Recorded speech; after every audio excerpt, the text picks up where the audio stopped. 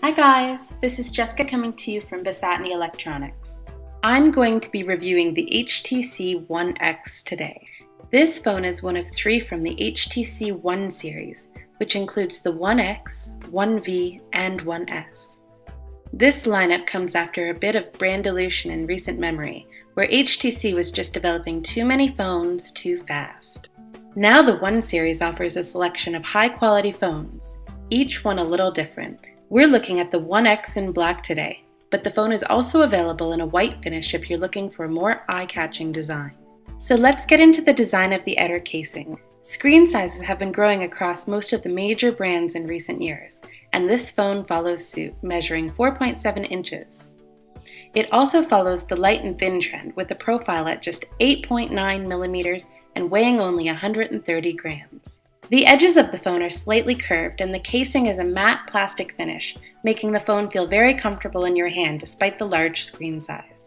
In terms of the look of the phone, one of the most distinguishing features of the HTC One X is the ringed camera that extends beyond the surface of the back casing. Now this has been done for more than just a different look. When laying the phone flat on a surface like a table, the raised lens creates an angle that protects the glass of the lens by preventing it from getting scratched. And it also gives a bit of room for the loudspeaker in the back to amplify off a hard surface. There are also two mics. The primary microphone is located on the bottom right of the phone, with the secondary noise-canceling mic on the top left next to the headphone jack. We've got the power button where you expect it here on the top right, which is pretty much an industry standard. There is a volume rocker right here on the right side of the phone, which makes it easy to raise or lower the volume mid-conversation. It's much preferred to the volume buttons on many other models that I've tried, and very intuitive to operate, which is basically what you're looking for when you're designing a product that is used every day. One hard button I would have loved to see is a dedicated camera button. It is a surprising oversight considering the effort and focus that HTC has put into the One X's camera. Then we've also got the three hard navigation buttons along the bottom of the screen here. There's some debate as to whether the HTC One X actually needed these hard buttons or if they should have integrated all of the navigation into soft buttons on a touchscreen.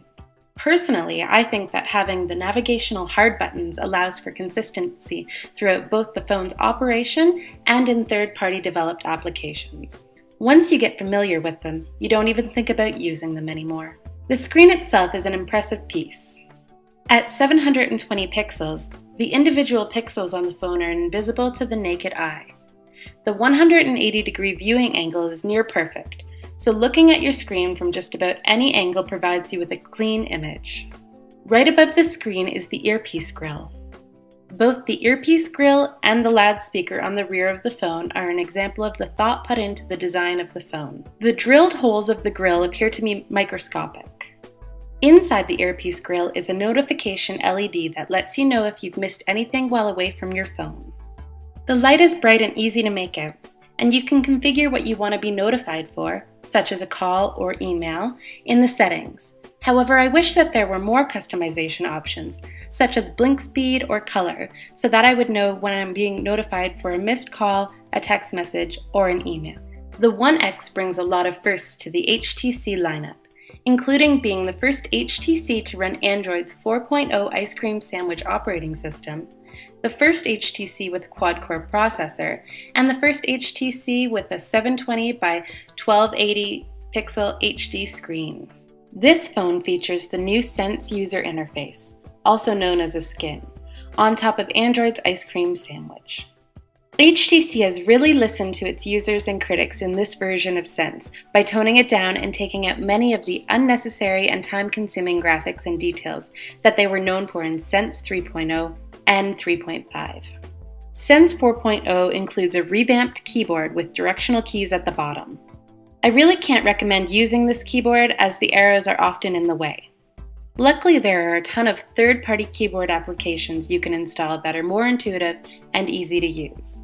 The recent apps list has been moved out of the notification center, which makes more room for actual notifications. Instead, you can use the task switcher, which has become a full-screen app instead of a small overlay on the screen. The downside of this task switcher is that you're only able to see one open app at a time, which makes it a little time-consuming to use. I do like that the home screen dock is fully configurable. If I don't use my HTC One X very often for phone calls, I can take it off my dock and put it on the home screen instead. Not everything has been changed in Sense, though.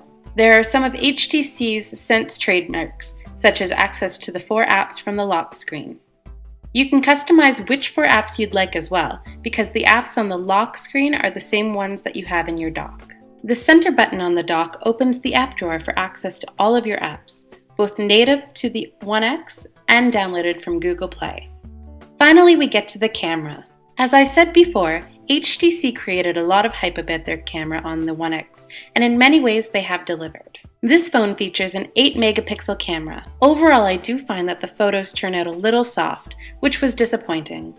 I was hoping that the quality would bring us closer to that of a standalone camera, but you're not going to want to throw away your digital SLR just yet.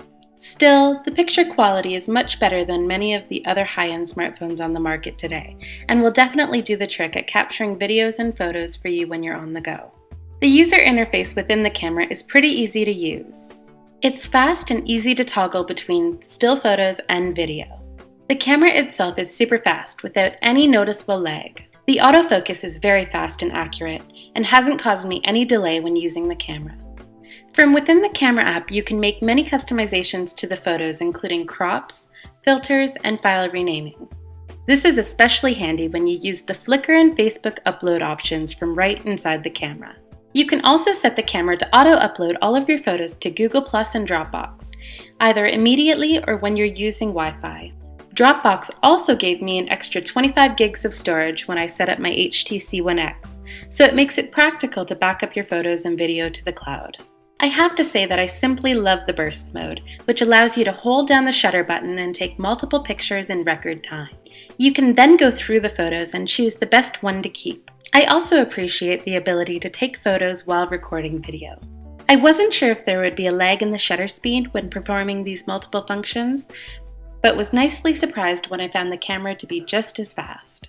Overall, the HTC One X is a well-designed and lightning-fast phone. Its large screen size makes it optimal for content creation and content consuming for everyday use. You can get the unbranded and unlocked HTC One X from Basatne.ca in Canada and Basatne.com for the rest of the world.